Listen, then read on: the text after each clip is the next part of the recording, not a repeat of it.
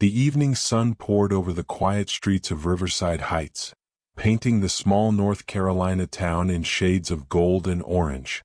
Kids rode their bikes past rows of weathered houses, and the hum of summer filled the air. At the corner of Pine Avenue, a girl named Zaria Coleman walked home, holding a brown grocery bag that looked just a bit too big for her small hands. She was only 10, but there was something about her, something watchful. While most kids her age ran through life chasing fun, Zaria paid attention. Her eyes noticed details others missed. She could sense when a storm was coming just by the way birds went quiet, or when someone wasn't telling the full truth from the hesitation in their voice. Her grandmother often said, "That child's eyes see more than they should." Inside the bag were a few simple things: a loaf of bread, milk, and her favorite strawberry gum. She'd bought them from her grandma's corner store just 3 blocks away. Her grandmother, Miss Carroll, owned the tiny shop where everyone came for small talk and homemade lemonade. And even though Zaria was young, she already helped around the place, stocking shelves and counting change while her grandma teased her for being too smart for her own good. As she walked, her sneakers tapped softly on the cracked pavement. She hummed to herself, thinking of her mother, Denise, who'd be getting off her hospital shift soon. Denise worked long hours as a nurse, often returning home too tired to do much more than hug her daughter goodnight. Zaria understood. That was life for them, simple, honest, and filled with quiet love. Her route took her through Jefferson Park, a patch of green surrounded by tall oak trees. Families gathered there on weekends, couples picnicked on the grass, and children's laughter echoed between the swings. It was the kind of place that made you feel safe. At least that's what everyone believed. Zaria slowed her steps when she saw a dark SUV parked by the curb, shiny tinted windows, engine running. Not a car she recognized. In Riverside Heights, people knew each other, or at least knew their cars. This one stood out. Her gaze flicked toward the playground. Near the swings, a small girl stood by herself, gripping a stuffed bear. She had light hair braided into 2 neat strands, a pink dress, and glasses that sat slightly crooked on her nose. Something about her made Zaria pause. The girl wasn't running or laughing like the others. Instead, she stood still, her head tilted slightly as if listening rather than watching. Then a man's voice cut through the air. "Hey there, sweetheart. Your dad sent us to get you. He's waiting at home." Zaria froze. The man's tone was too cheerful, practiced, almost syrupy. He stepped out of the SUV wearing a baseball cap pulled low, a smile stretched across his face that didn't reach his eyes. The girl's small voice wavered. "Daddy?" Zaria's stomach tightened. The man nodded quickly, motioning her over. "Yeah, that's right, Ellie.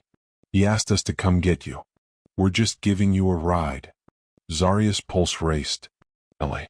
The name sounded familiar, though she couldn't place it yet. The girl hesitated, clutching her stuffed bear. "He usually calls first," she murmured. The man's fake smile faltered. "Well, he's busy today, honey. Come on now, don't make this hard." No one else seemed to notice. Parents chatted near the benches. A jogger ran past, earbuds in. A mother pushed a stroller too far to see. Zaria's heart pounded. Every instinct screamed that something was wrong. She'd seen enough crime shows with her grandma to know when danger hid behind a friendly voice. The man reached forward. "Hey." Zaria's voice rang out, sharp and sudden. "She's not supposed to go with strangers." Heads turned. The man froze mid-step. His eyes snapped toward Zaria, a little girl with a grocery bag and fearless eyes staring him down. "Mind your business, kid," he snapped. Zaria didn't back away. "You're not her dad." The words landed like a stone thrown into still water. The park fell quiet. The second man inside the SUV shifted, his voice low and irritated. "Forget it. Too many people." The first man muttered under his breath, turned, and hurried back to the car. Within seconds, the SUV peeled away, tires screeching against the asphalt. Zaria stood frozen, chest heaving. The blonde girl trembled, tears slipping down her cheeks. Zarya ran to her, gently taking her hand. "It's okay," she said softly. "They're gone now." The girl's lips quivered. "I couldn't see them. I didn't know if they were real." Zarya frowned. "You couldn't see them?" "I'm blind," the girl whispered. Zarya's breath caught. It all made sense. The stillness, the way she turned toward sound instead of sight. "What's your name?" Zarya asked. "Ellie." "Ellie Stanford." Zarya blinked. "Stanford." Everyone in Riverside Heights knew that name. The Stanfords were rich, the kind of rich that made the local news when they donated to schools or hosted charity galas. Ellie was their only child. Realization hit her like a wave. She hadn't just stopped a random kidnapping, she'd just saved the daughter of one of the most powerful families in the state. A man jogging nearby ran up, breathless. "Everything okay here?" Zarya nodded shakily. "They tried to take her. Please call the police." The jogger's expression changed immediately. "Hang tight, I'll call 911 right now." Within minutes, the sound of sirens filled the air. The little girl clung to Zarya's arm, her face buried against her shoulder. Zarya could feel her trembling. She didn't know what else to say, so she just held her. When the police arrived, everything blurred. Flashing lights painted the trees blue and red. Officers moved quickly, marking tire tracks, asking questions, taking notes. Zarya told them everything, what the men looked like, what they said, even the way the SUV sounded when it drove off. One officer crouched to her level, his voice calm. "You did something very brave today, sweetheart. You probably saved this little girl's life." Zarya looked down, unsure how to respond. She wasn't used to being called brave. She just did what felt right. Moments later, a woman came rushing through the crowd, blonde, in a neat blouse and trembling hands. She ran straight to Ellie, wrapping her in a fierce hug. "Ellie, baby. Oh my God." The girl clung to her, sobbing. "I was scared, Ms. Nora." Zarya guessed the woman was her caretaker. The woman looked up at Zarya, eyes glassy. "You're the one who helped her?" Zarya nodded quietly. The woman's voice broke. "Thank you. You have no idea what you've done." Zarya didn't know what to say. She just smiled faintly and stepped back. The officers began clearing the area. The woman led Ellie to the car, still holding her close. Zarya turned toward home, her steps slower this time. The adrenaline faded, leaving her shaky and lightheaded. Her mind replayed the moment, the black SUV, the man's fake smile, the fear in Ellie's voice. By the time she reached her house, the sun had slipped below the horizon. Her mother's car wasn't there yet, but the porch light glowed softly. She sat on the steps, clutching the grocery bag, and stared at the fading streaks of pink in the sky. Her heart still beat fast. She had no idea what tomorrow would bring. The news stories, the praise, or the unexpected consequences waiting beyond that park. For now, all she knew was that she couldn't stop seeing those tinted windows driving away. Something about that moment stayed with her, a feeling she couldn't shake. Because deep down, Zarya sensed something no one else did. Those men weren't done. And this was just the beginning. Morning sunlight spilled over the town of Riverside Heights, touching rooftops and rippling across the quiet streets. But unlike any ordinary day, a buzz of tension filled the air. Radios crackled. TV anchors spoke in urgent tones. And by noon, every phone in town carried the same headline. 10-year-old girl stops attempted kidnapping of billionaire's daughter. For a place where nothing much ever happened, this story hit like a lightning strike. Everyone was talking about it, at the diner, in grocery stores, at the bus stop. Neighbors leaned over fences trading versions of the story, each one more dramatic than the last. Zarya woke to the sound of her grandmother's voice calling from the living room. "Zarya, come here, baby, you need to see this." Rubbing sleep from her eyes, she stumbled into the small living room where the morning news played on their old TV set. The anchor's voice carried that sharp, serious tone used only for breaking news.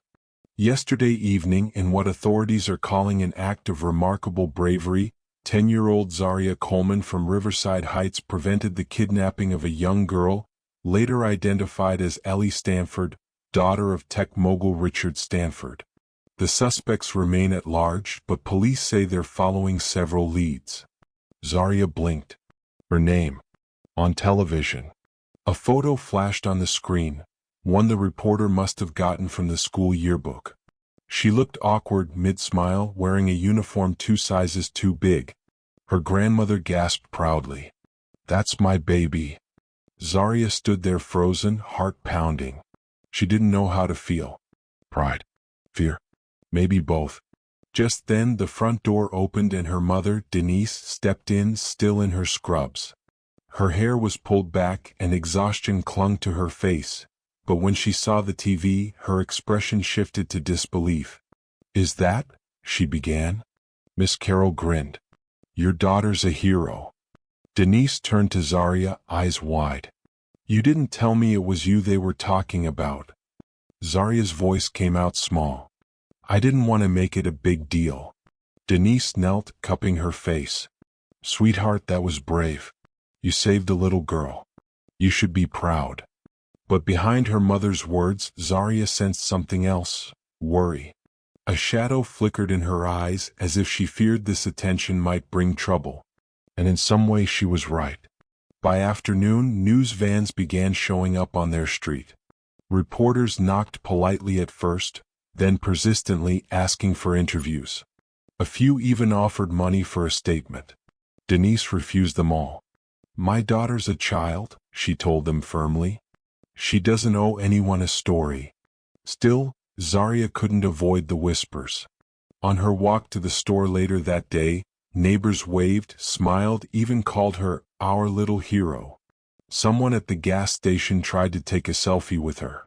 She didn't understand why it felt uncomfortable. Everyone's kindness should have made her happy.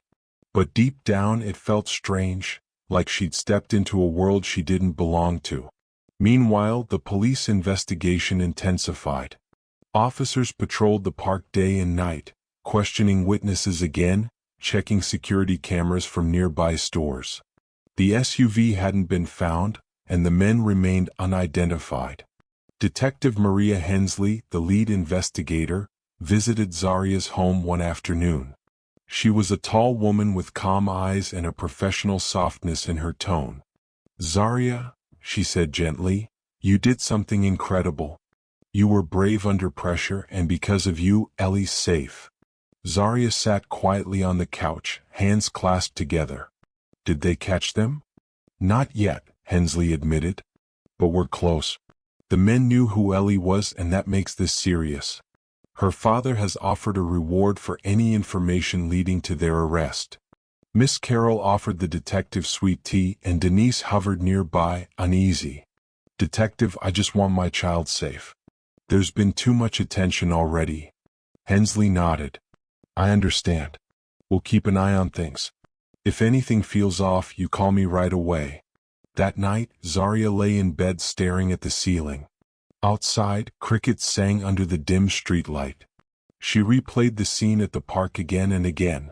The tinted windows, the man's voice, the fear in Ellie's face.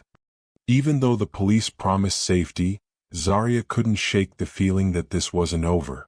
The next day brought more news. Ellie and her father had flown back from their estate outside town to thank the little girl who saved her life. When Zaria heard this, she didn't know whether to be nervous or excited. Her mother ironed her dress 3 times, and her grandmother braided her hair with extra care. "Smile, baby," Miss Carroll whispered. "Today you'll meet someone important." The meeting took place at Riverside Community Center, surrounded by cameras and reporters. Flashbulbs went off as the Stanfords arrived. Richard Stanford in a dark suit, tall and composed, and Ellie in a pale blue dress, holding a white cane. When Ellie heard Zaria's footsteps approaching, she smiled. "You came." Zaria smiled back shyly. "Of course I did." The two girls hugged, a brief, gentle embrace that drew a round of applause from everyone in the room. Richard Stanford stepped forward, clearing his throat. "Young lady, there are no words for what you did. You didn't just save my daughter. You reminded all of us what courage really looks like. He handed Zarya a small box. Inside was a gold heart-shaped pendant engraved with the words, "For courage and kindness." The cameras flashed again, reporters scribbling notes. But what the cameras didn't catch was the way Zarya's hands trembled as she held it. She wasn't used to being the center of attention. As the crowd dispersed, Richard crouched to meet her eye level. "You ever need anything at all, you reach out to me, all right?"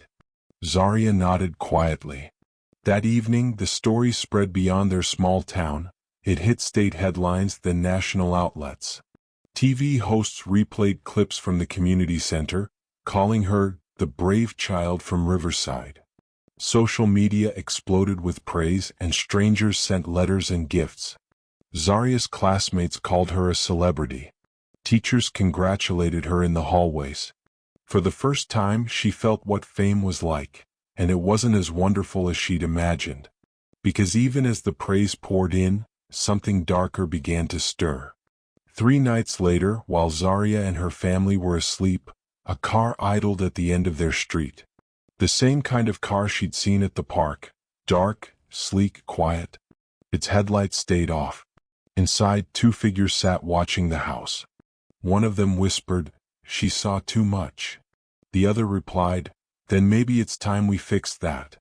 The car pulled away before dawn, disappearing down the road. Zarya woke with a start, heart pounding for no reason she could name. A shiver ran through her, the kind that came when something unseen was about to change. Outside, the wind rustled through the trees. And somewhere out there, danger was moving closer again. As the world celebrates Zarya, something darker begins to circle back toward her quiet town. The late afternoon sun glowed a soft amber over the quiet town of Brooksville, its rays cutting through the rows of tall oak trees that lined the sidewalks. From the park's wooden bench, little Amara sat with her sketch pad, tracing the outline of a small bird perched on a wire. She had promised her mom she'd only stay until the sun touched the horizon. The park was her favorite place. It was where her imagination came alive, and she felt close to her dad's memory. But as she shaded the tiny wings, something unusual caught her attention. Across the park, near the swings, a sleek black van sat idling. Its engine gave off a faint rumble that didn't seem to fit the stillness of the evening. 2 men stood beside the van. Their clothes were too heavy for the mild weather. Dark hoodies pulled low, hands tucked deep into their pockets. One of them leaned against the van, scanning the area in a way that made Amara's chest tighten. The other adjusted his baseball cap and looked toward the playground where children still played. Amara frowned. She was used to seeing parents, babysitters, or teens hanging around, but these 2 didn't look like any of them. They weren't smiling or talking. They were just watching. Her eyes trailed to a little girl on the swing, giggling softly as she moved back and forth. Amara recognized her from the week before, a pale-haired girl who always had a gentle woman nearby guiding her steps. But today she was alone. Amara squinted. The girl's eyes didn't focus on anything around her. She moved carefully, her small white cane resting against the swing's side. It hit Amara then, the girl was blind. She looked back at the 2 men. They exchanged a brief nod. One reached into the van and grabbed something. Amara couldn't see what, but the air suddenly felt heavier. Her heart started to race. She told herself she might be imagining things. Maybe they were just workers waiting for someone. But when one of them stepped toward the little girl, slowly, pretending to tie his shoe a few feet away, Amara's instincts screamed otherwise. Without realizing it, she had stopped breathing. Amara slid off the bench, clutching her sketch pad to her chest. The park was thinning out now. A few parents were calling their kids home for dinner. The laughter had quieted, leaving behind the rustle of leaves and the faint hum of traffic in the distance. The man near the swing moved closer. His partner stayed by the van, looking around as if keeping watch. Amara took a few steps forward, her sneakers crunching lightly on the gravel. Her pulse was pounding in her ears. She didn't know what she could do, she was just 10, but something deep inside her whispered that she couldn't just stand there. The man crouched beside the blind girl, saying something Amara couldn't hear. The girl tilted her head, uncertain. He reached for her arm. "Hey!" Amara's voice rang out, louder than she expected. The man froze and turned sharply. Her small figure stood just a few feet away, her eyes wide but steady. She forced herself to keep her chin up. "She's waiting for her mom," she said firmly, pretending confidence she didn't feel. The man straightened, his expression twisting into something unreadable. "Mind your own business, kid," he muttered, his tone low. Amara's heart pounded, but she held her ground. The blind girl had paused, clutching her cane tightly. "Her mom's coming," Amara repeated, louder this time. "You should go." For a moment no one moved. The air was tense, thick with silence. Then the man near the van whistled, a short, sharp sound. His partner hesitated, then backed off. They both climbed into the vehicle, the engine revving as the black van rolled away. Amara's knees felt weak. She turned to the little girl, who was now trembling slightly. "It's okay," Amara whispered, stepping closer. "They're gone." The girl turned her face toward Amara's voice, her pale blue eyes unfocused but calm. "Thank you," she said softly. "I didn't know what was happening." Amara smiled, a shaky, uncertain smile. "You don't have to thank me." "What's your name?" the girl asked. "Amara." "I'm Grace." Amara helped her stand and guided her toward the path leading out of the park. Grace's hand was small and warm in hers. Just as they reached the sidewalk, a woman came running from across the street, her voice breaking with panic. "Grace! Grace!" The girl's face lit up. "Mom?" The woman rushed forward, wrapping her arms tightly around Grace.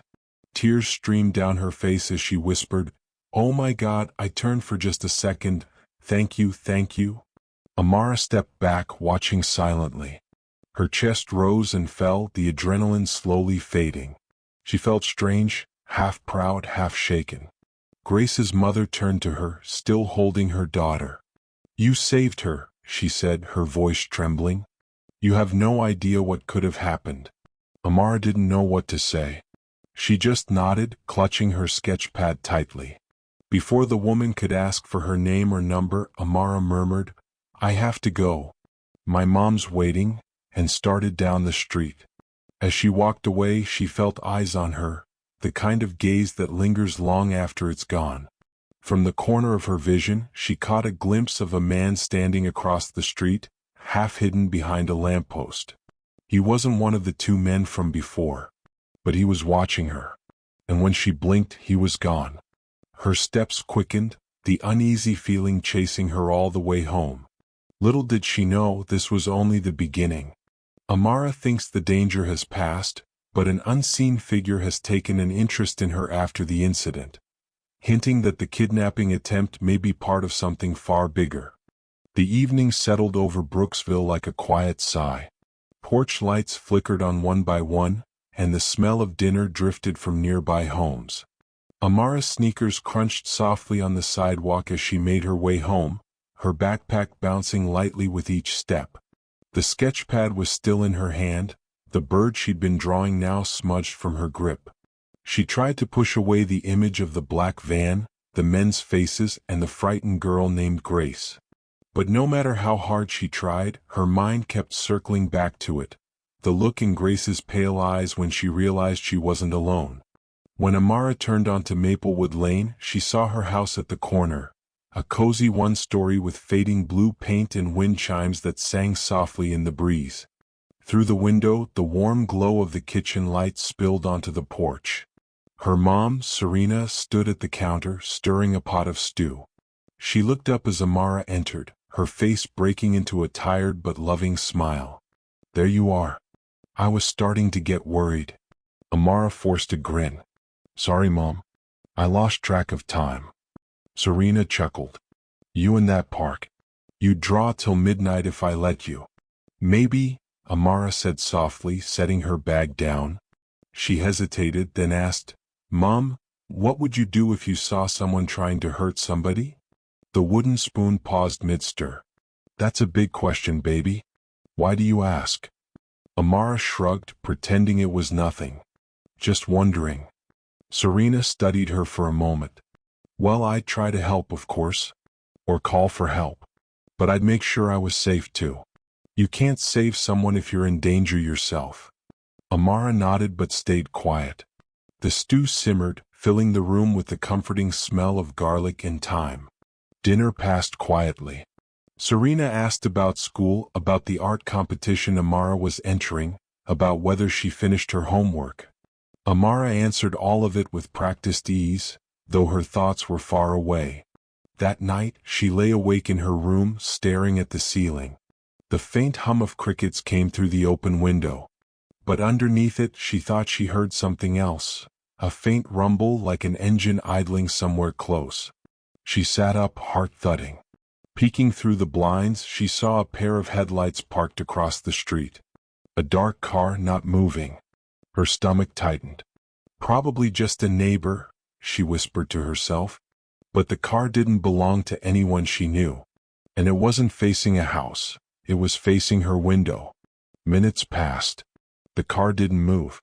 She drew the curtain shut, curled under her blanket, and tried to calm the rising panic. She wanted to wake her mom, but something in her told her not to. What if it really was nothing? She didn't want to scare her. Eventually, exhaustion pulled her into sleep. But at 2 a.m., the creak of gravel outside jolted her awake. She held her breath. The sound was faint but distinct, footsteps. Slow. Careful. Her room was dim, the moonlight pooling faintly on the floor. She turned toward the window just as a shadow moved past it, tall and steady.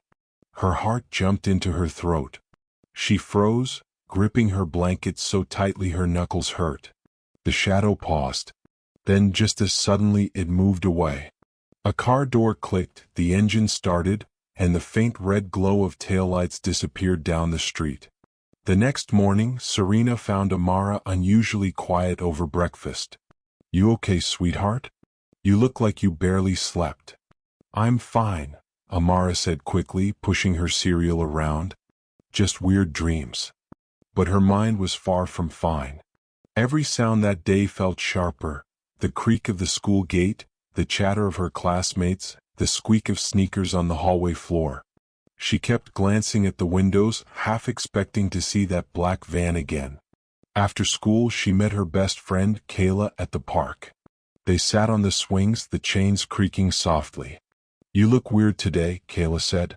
"What's up?" Amara hesitated. Should she tell her? It sounded crazy, like something from one of those crime shows her mom sometimes watched. You ever see someone and just feel like something bad's about to happen? Amara asked. Kayla tilted her head. "What do you mean?" Amara sighed. "I saw a girl yesterday. Someone tried to take her. I stopped them, I think." Kayla's eyes widened. "What? Like for real?" "Yeah. But now I keep seeing cars outside at night. I think someone's watching me." Kayla frowned, lowering her voice. "You should tell your mom." "I can't," Amara whispered. "She'll freak out." Kayla didn't argue. She just looked scared for her friend. They stayed at the park until the sky turned orange again. As Amara packed her sketch pad, she noticed something near the bushes, a small scrap of paper fluttering in the wind. She bent down and picked it up. It was a photo, slightly crumpled, black and white. It showed a man standing near a van. The same van from yesterday. And behind him, almost hidden in the blur of the background, was her. Amara's breath caught. The photo had been taken from behind the trees, as if someone had been watching her. "Amara?" Kayla asked, noticing her pale face. Amara folded the photo quickly and slipped it into her pocket. "Nothing," she murmured. "It's nothing." But inside she knew it wasn't. That night, when she lay in bed again, the fear returned stronger. Every creak of the house, every gust of wind scraping against the window made her heart skip. Then around midnight her phone buzzed, a message from an unknown number. 3 words glowed on the screen. "You saw too much." Her hands shook as she stared at the message. There was no name, no number, just those words followed by silence. She dropped the phone, her breath coming in shallow gasps. For the first time, she realized that what happened at the park wasn't over. It was only beginning. Amara now knows the kidnappers, or someone connected to them, has found her. The danger she thought she escaped is closer than ever, and she's being watched. The glow from Amara's phone screen dimmed, but the words burned into her mind. You saw too much. She sat frozen under her blanket, her pulse pounding so hard it drowned out every other sound. Her small hands trembled as she picked the phone back up, hoping, praying, it was a mistake. Maybe someone from school was pulling a cruel prank. But when she tried to check the number, it showed nothing. Just unknown sender. The silence in her room suddenly felt heavy, thick with a kind of stillness that made her ears ring. Outside, the wind rustled the maple leaves. The faint creak of the porch swing below made her flinch. She wanted to scream for her mom. But then she thought of how worried Serena had looked last night. If she woke her now, what would she even say? Someone's watching me? Someone texted me? She didn't have proof, just a gut-deep fear that something dark was circling closer. She turned off the phone and shoved it under her pillow. Maybe if she ignored it, it would go away. But she didn't sleep a wink. By morning, her eyes were red, and her cereal sat untouched. Serena frowned, sitting across from her at the kitchen table. Honey, what's wrong? You look exhausted. Amara forced a weak smile. Couldn't sleep. I kept thinking about that art contest. Serena gave her a sympathetic nod. It's okay, sweetheart. You'll do great. You always do. The lie sat heavy in Amara's chest. Later at school, she felt everyone's chatter spinning around her like white noise. Even Kayla's jokes couldn't make her laugh. During art class, as the teacher discussed the upcoming competition, Amara stared out the window. Across the street, parked beside the corner store, was a black SUV. Not a van, but still black, still idling. Her stomach twisted. Was it them? She squinted, trying to make out the driver. But before she could, the vehicle pulled away, turning down the next street. Her pencil slipped from her fingers. Amara? The teacher called.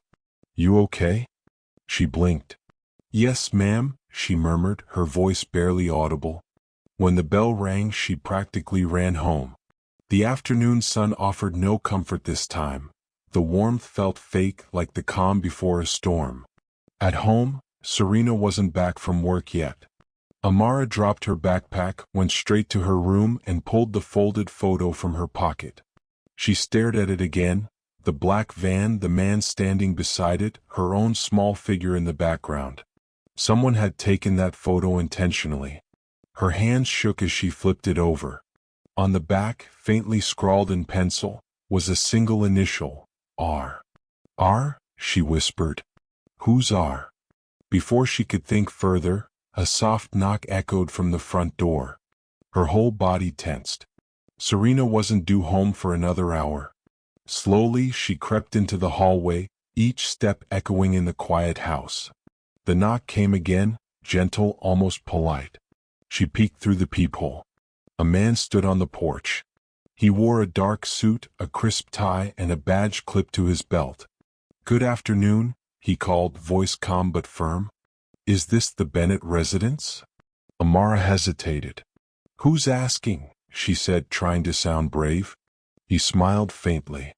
I'm Detective Harris, Brooksville PD. I wanted to ask about something that happened at the park yesterday. Her heart thudded. A detective. How did he know? She opened the door just a crack. Are you really a detective? He lifted his badge closer to the glass. Yes, ma'am. We got reports of an attempted abduction near Maple Park. We're following up with possible witnesses. Relief and fear tangled inside her. Maybe, finally, someone believed her. Can I talk to your mom? He asked. She's not home, Amara said quietly. But I was there. I saw it happen. His expression softened. You did? That's very brave, young lady. Could you tell me exactly what you saw? Amara opened the door a little wider and told him everything. The van, the men, the blind girl, how she shouted at them to leave. He nodded through it all, jotting notes on a small pad. When she finished, he smiled again. You did a good thing, Amara. You might have saved that girl's life. She felt a small swell of pride mixed with unease. But I think someone's been watching me since then, she whispered. His pen froze. Watching you? What makes you say that? I've seen cars outside. And I got a message. It said I saw too much. He frowned, suddenly serious. Can I see the message? Amara ran to her room, grabbed the phone, and handed it to him. But when she opened her messages, the text was gone. Completely erased. Her breath caught. It was there last night, I swear. Harris gave a thoughtful nod. Sometimes these people use temporary message systems. They vanish after a few minutes. You did the right thing by telling me. He handed the phone back. Don't worry. We'll keep an eye on things. If you see that van or anyone suspicious again, you call this number right away. He passed her a card. She took it carefully. Thank you. When Serena returned home later, Amara told her about the detective's visit. At first, her mom's face turned pale with fear, then softened with gratitude. You did the right thing, sweetie. We'll let the police handle it now. For the first time in days, Amara felt a small sense of safety return. Maybe everything would finally be okay. But that night, after Serena went to bed, Amara couldn't shake the unease. She pulled the detective's card from her nightstand and studied it. Something about it looked off. The paper was too thin. The police seal looked faded. And where the email address should have been, there was just a blank line. She turned it over and froze. On the back, in faint pencil, were the same initials she'd seen before. R. Her fingers went cold. The same mark as on the photo. She dropped the card, her chest tightening. Her mind replayed his calm voice, his soft smile, his note-taking. Detective Harris wasn't a detective at all. The room suddenly felt smaller, darker. She rushed to the window, peeking through the blinds. The street was empty except for a dark sedan parked 2 houses down. Its headlights flicked once, then off. Amara stumbled back, heart hammering. Whoever R was, he wasn't done with her. And this time he knew where she lived. Amara discovers that the detective who came to question her isn't real, and may be part of the same people who tried to kidnap Grace. The initials R tie him to the van and the message, confirming she's being hunted. Morning light crept through the blinds, spilling across Amara's desk where her sketchpad still lay open. She hadn't slept at all. The false detective's card sat beside her pillow, the faint pencil mark, R, staring back like a quiet threat. Every time she closed her eyes, she saw that polite smile, those calm eyes pretending to be friendly. When Serena came knocking softly on her door, Amara had already changed into her school clothes. Morning, sweetheart, her mom said, poking her head in. You're up early. Couldn't sleep, Amara murmured. Serena studied her for a moment. Still thinking about what happened? Amara hesitated. She didn't want to make her mom panic, but the thought of lying felt worse. Yeah, she said quietly. A little. Serena sighed and walked over, sitting beside her. I know it's scary. But remember, you did the right thing. And that detective. Amara's stomach clenched. Mom, she interrupted softly, what if he wasn't really a detective? Serena blinked. What do you mean? The card he gave me, it doesn't look real. And his badge looked kind of weird. Her mother frowned, reaching for the card on the desk. She turned it over, brow furrowed. It does look strange. She ran her finger along the edge. There's no phone number, no official stamp. That's odd. Amara swallowed hard. He had the same letter written on the back as the picture I found. The letter R. Serena's eyes lifted, sharp now. Where's the picture? Amara pointed to the folded photo on the nightstand. Her mother examined it closely, color draining from her face. Honey, this was taken from far away. From the trees or something. Who gave you this? I found it at the park yesterday. I didn't tell anyone. Serena inhaled shakily, then set both items down. Okay, we're going to the real police. The actual station. Right after school. Amara nodded. Relief mixed with fear. At least now her mom believed her. That day at school she could barely focus. Every window reflection made her jump. Even the sound of a car horn outside made her heart leap. At recess, Kayla ran over, waving her phone. Amara, did you see the news? Amara frowned. What news? They caught some guys near the highway last night. The report said they tried to kidnap a rich man's daughter a few days ago. They didn't say where, but... Kayla paused, lowering her voice. The description of the car sounded like the one you saw. Amara's breath caught. A black van. Kayla nodded. Yeah. They said one of them escaped, though. Some guy they only know by his nickname. Rook? Amara froze. Her mind flashed through the moments. The van, the picture, the fake detective. It all connected. The man watching her wasn't random. He was Rook. That afternoon, Serena picked her up directly from school. They drove straight to the Brooksville Police Department, a modest brick building with flags fluttering in the wind. Inside, the front desk officer, a sturdy woman named Officer Grant, listened patiently as Serena explained everything. The fake detective, the card, the photo. When Amara mentioned the name Rook, Grant's expression darkened. She excused herself and returned moments later with a tall man in uniform. Detective Alvarez, she introduced. He's leading the investigation into the abduction attempt. Alvarez crouched beside Amara, his tone calm but serious. You said someone came to your house pretending to be a detective? Yes, sir, Amara said softly. He asked me questions and he gave me this. She handed him the card. Alvarez examined it, then exhaled slowly. That's not our stationery. And we've never had anyone by that name. He looked at Serena. Ma'am, I need you and your daughter to stay somewhere safe tonight. Whoever this man is, he's dangerous. Do you think he's the one called Rook? Serena asked. Alvarez's jaw tightened.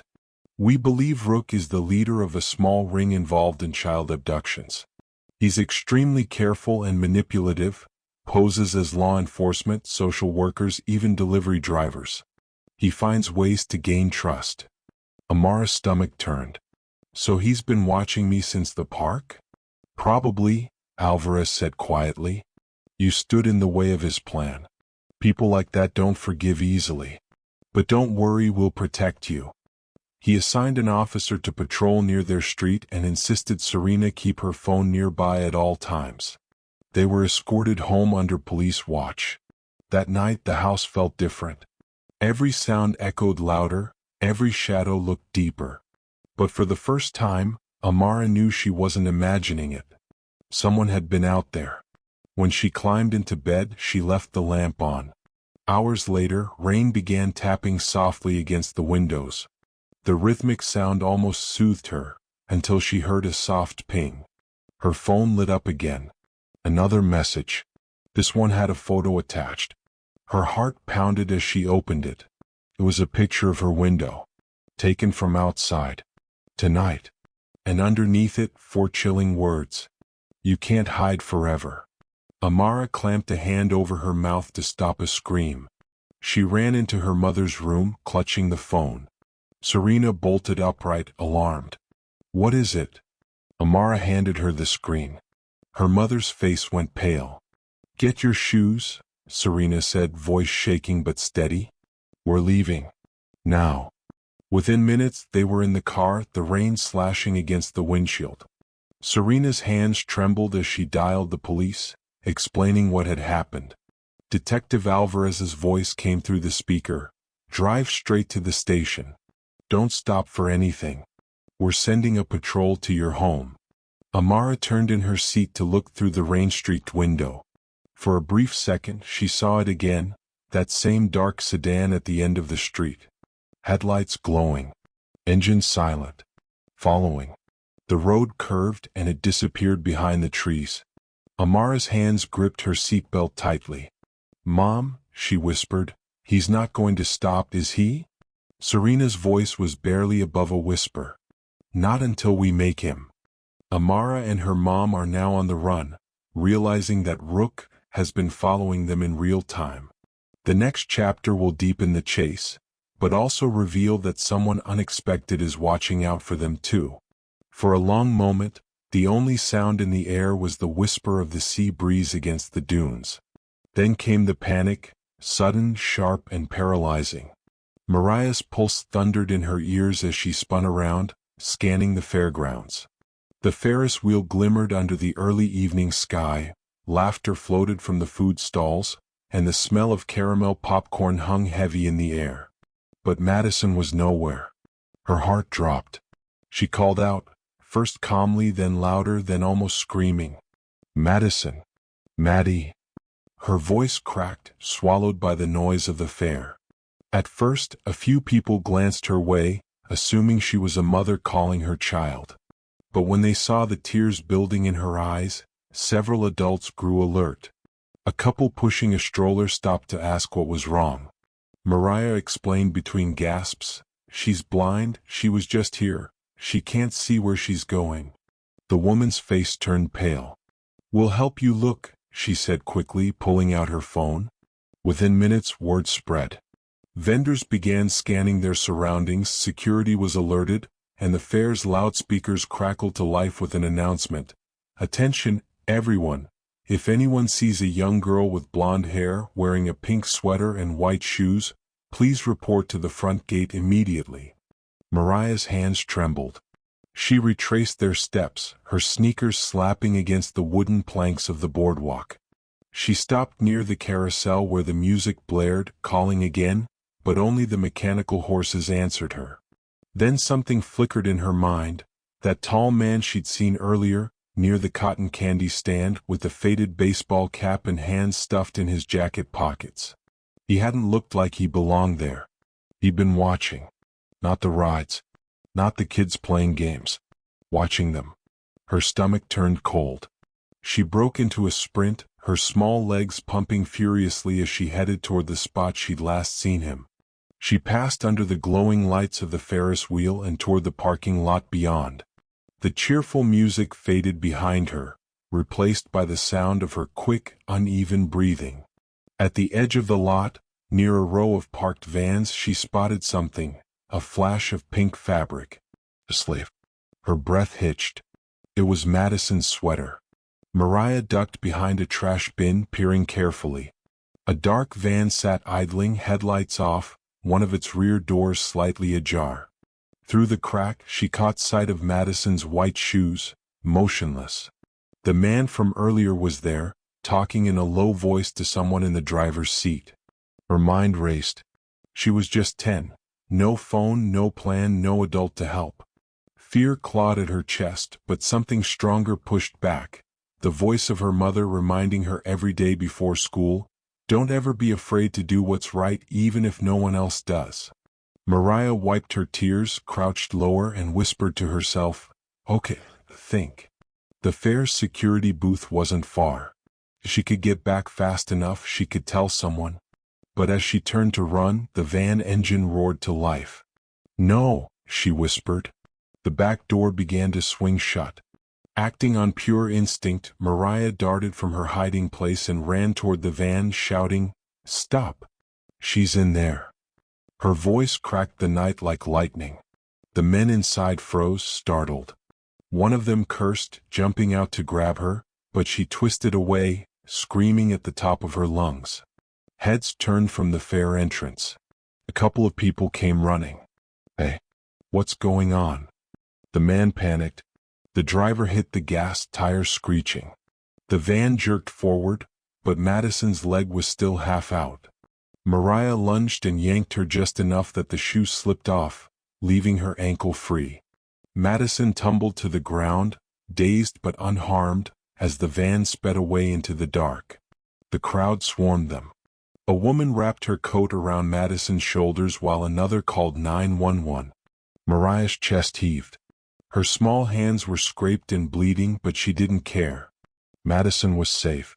Police sirens wailed in the distance. People began pointing, some saying they'd caught the van's license number. Amid the chaos, Madison's trembling hand found Mariah's. "You came for me," she whispered. Mariah squeezed her hand tightly, her voice barely above a whisper. "I told you I wouldn't let go." As flashing red and blue lights filled the night, the crowd's buzz of fear turned into murmurs of awe. A 10-year-old girl had done what most adults might have been too afraid to do. But deep inside, as she watched the police drive off to chase the van, Mariah couldn't shake one chilling thought. The man who tried to take Madison had looked her right in the eye before speeding away. He'd seen her face. And in that brief moment he'd smiled. The story was far from over. The fairground, once filled with laughter and the sweet hum of carnival rides, had turned into a scene of flashing lights and anxious faces. Police cruisers lined the boardwalk, their sirens muted now, but their presence heavy. Mariah sat on the curb near the Ferris wheel, her knees drawn up to her chest, the remains of cotton candy melting in her small, trembling hands. Her face was pale and streaked with dirt, her braids slightly undone from the chaos. Beside her, Madison sat wrapped in a silver emergency blanket, her white cane folded neatly in her lap. Though she couldn't see the flashing lights or the crowd around her, she could feel the tension in the air, the hum of radios, the soft shuffle of shoes, the voices of police officers talking fast into walkie-talkies. A gentle hand rested on Mariah's shoulder. Officer Daniels, a woman in her 40s with kind eyes and a steady tone, knelt beside her. "You did something very brave tonight," she said softly. "If it weren't for you, that little girl might be gone right now." Mariah looked up, her lips quivering. "They were gonna take her. I saw them." "I know, sweetheart," the officer replied. "You did the right thing. You saved her." As paramedics checked on Madison, a group of reporters began gathering near the yellow police tape. Word was spreading fast. The story of a 10-year-old who stopped an attempted kidnapping at a crowded seaside fair had already reached the local news station. Cameras flashed, voices called out questions. Is it true the child hero was only 10? Where are her parents? Do police have a description of the suspects? The questions made Mariah's head spin. Her grandmother, Mrs. Jenkins, came running through the crowd, tears streaming down her face. She wrapped her arms around Mariah so tight it almost hurt. "Oh, thank God. Baby, I was scared out of my mind. I turned around for 1 minute, 1 minute." Mariah buried her face in her grandmother's shoulder. "I didn't mean to scare you, Grandma. I just couldn't let them take her." Her grandmother pulled back and looked at her with pride and disbelief. "You did good, child. You did real good." At the hospital later that night, doctors confirmed that Madison was physically unharmed, just shaken. Her father, Christopher Bryant, arrived in a whirlwind of fear and desperation.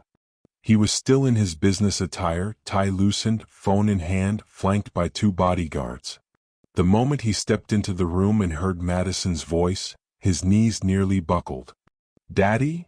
she said softly, recognizing his scent and the warmth of his hands as he knelt beside her. "Yes, sweetheart. It's me."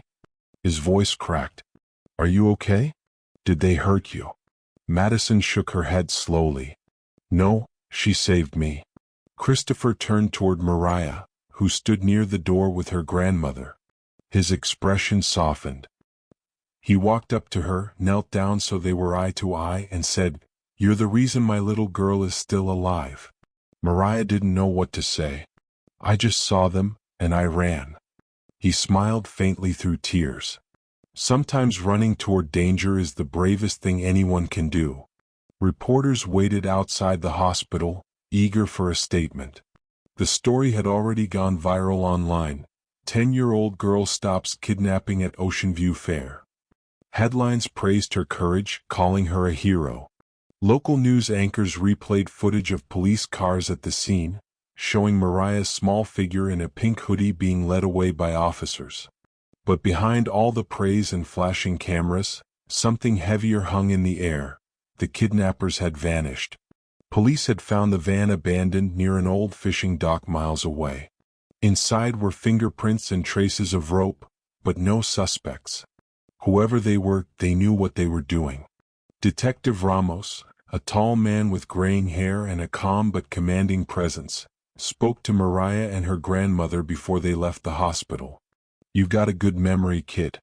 You mentioned 2 men, one tall, one in a dark cap. If you think of anything else, anything at all, you let me know."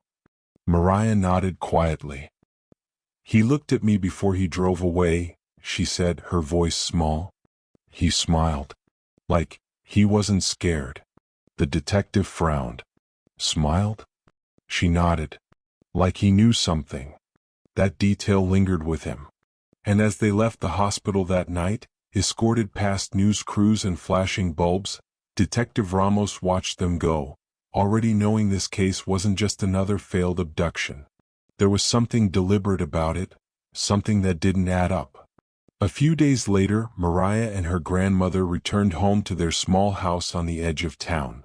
Neighbors had left flowers and cards on the porch. One even dropped off a handmade sign that read, "Our little hero." Mariah smiled shyly at it, but deep down she didn't feel like a hero. Every time she closed her eyes, she saw the van speeding away, and that man's grin. At dinner that night, her grandmother tried to lighten the mood. "You know, baby, the mayor called today. They're planning some kind of ceremony to honor you. You might even get to meet the police chief." Mariah poked at her mashed potatoes. "I don't want to be on TV. I just want those men caught." Her grandmother sighed, reaching across the table to hold her hand. "They will be, honey. The world has a way of catching up with people who do wrong." But as the night deepened and crickets sang outside, Mariah sat by her window, staring at the moon. The world had seen her as a hero, yet she couldn't shake the feeling that something was still unfinished. And she was right. Because while she drifted off to sleep, miles away in a dimly lit warehouse, 2 men sat at a table with a photograph laid out between them. A photo of Mariah taken from a news broadcast. The man in the cap leaned back and smirked. "So that's the kid who ruined everything." The other man lit a cigarette, exhaled slowly, and said, "Yeah. But she just made herself part of it now." The story wasn't over, it was only getting started. The week after the rescue was supposed to be peaceful, a return to normal life. But for Mariah, nothing felt normal anymore. Every time a car slowed near the house, her stomach tightened. Every knock on the door made her flinch. The small home that once felt like safety now seemed filled with quiet echoes of fear. Her grandmother tried to keep things steady.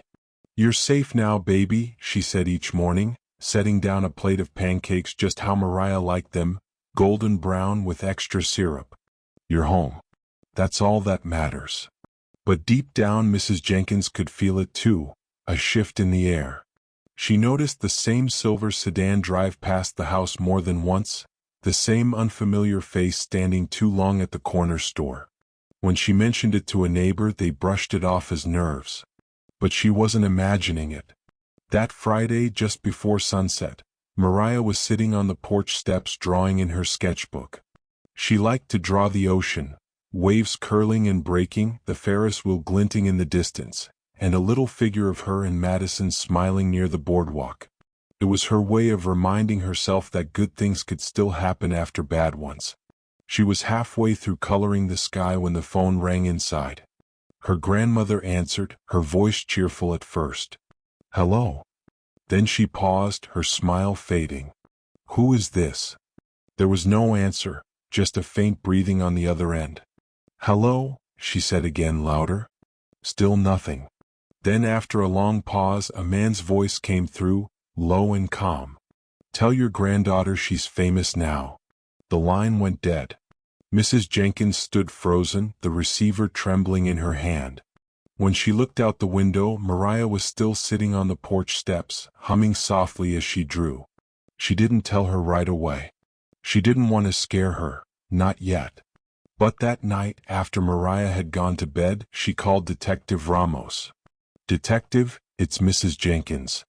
I just got a call from someone who knew about Mariah. He said something strange. Ramos was silent for a beat, then said firmly, "Keep your doors locked tonight.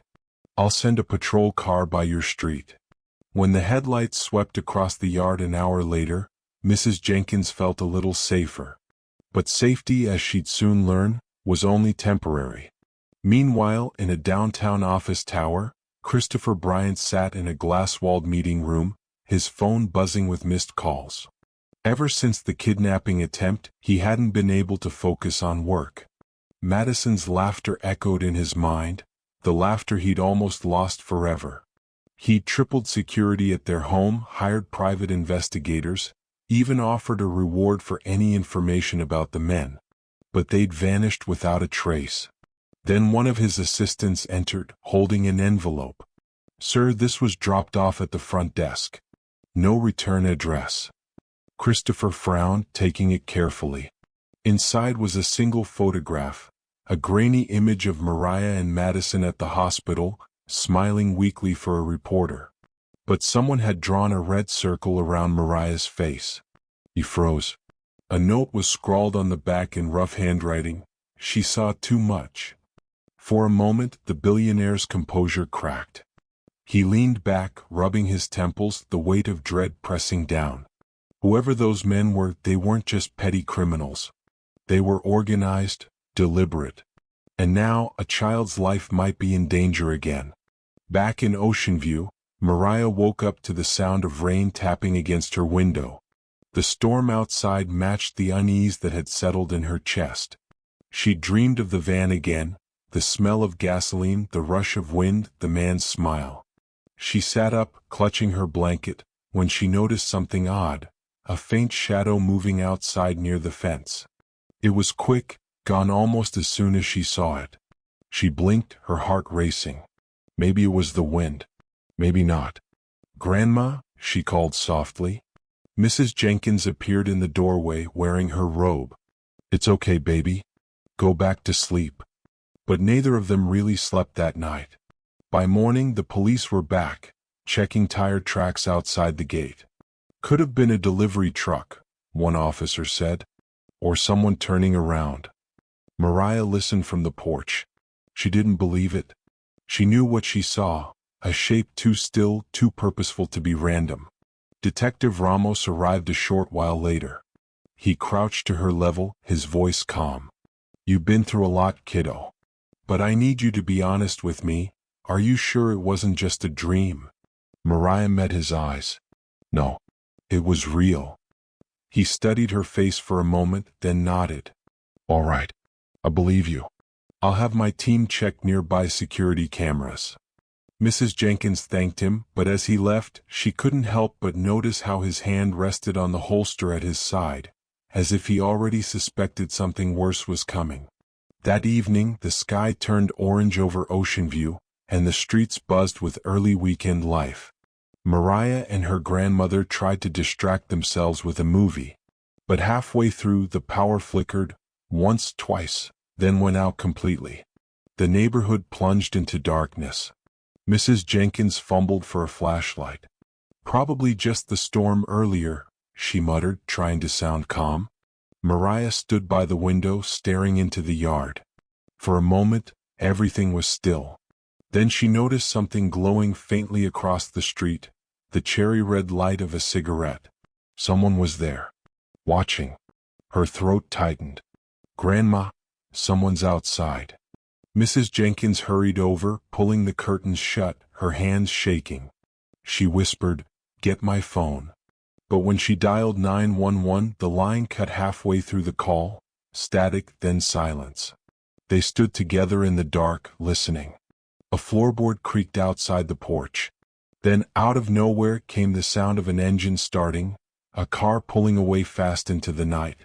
Lights returned seconds later, and the TV flickered back on, mid-scene as if nothing had happened. Mariah's hands were cold. "Grandma, what if they're coming back?" Mrs. Jenkins looked toward the door, her face pale. "Then we won't let them find us unprepared." She didn't sleep at all that night, and neither did Mariah. Because far away, Deep in the same warehouse where their pictures still lay on a table, the man in the cap smirked as he hung up a phone. "They know now," he muttered. "Good. Let's see how brave our little hero really is." The danger that had once passed them by was circling back, slower, smarter, and far more personal this time. The morning sun crept through thin curtains, filling the Jenkins living room with a soft golden light that should have felt comforting, but didn't. Every sound, every creak in the floorboards, carried a tension that hung in the air like fog. Mariah sat at the kitchen table with her cereal untouched, her eyes fixed on the front door. The night before still haunted her, the cigarette ember glowing in the dark, the sound of that car speeding off, and the brief blackout that felt too perfectly timed to be coincidence. Mrs. Jenkins pretended to read the newspaper, but her eyes kept darting toward the window. When the doorbell rang suddenly, both of them jumped. "Stay here," Mrs. Jenkins said quickly, her voice low but firm. She peeked through the curtain. No one was there, just a small brown package resting on the porch, no delivery truck in sight. Mariah's chest tightened. "Grandma, don't." "It's okay, baby. I'll just bring it in." She opened the door cautiously, picked up the package, and carried it to the table. There was no return address, no company label, just their home address written in neat, unfamiliar handwriting. Mrs. Jenkins reached for the scissors. "Maybe it's something from the mayor's office," she said, forcing a smile. "You know, for that ceremony they mentioned." Mariah shook her head. "That's not how they send stuff." Her grandmother hesitated, then carefully slit the tape. Inside wasn't a trophy or letter. It was a small box filled with black confetti and a single flash drive. On top was a note written in thick black marker. "She saved one girl. Let's see if she can save herself." Mrs. Jenkins gasped, her hand trembling as she dropped the note. "Lord have mercy." Mariah stared at it, her pulse quickening. "What does that mean?" Her grandmother quickly gathered the items and placed them in a plastic bag. "It means we're calling the police right now." Within an hour, Detective Ramos was back at their house, gloves on, examining the box. "This wasn't random," he said grimly. "They wanted you to see it." Mariah sat silently on the couch, clutching her knees. "What's on the flash drive?" Ramos inserted it into his laptop. For a few seconds nothing happened. Then a video began to play, grainy footage from what looked like a warehouse.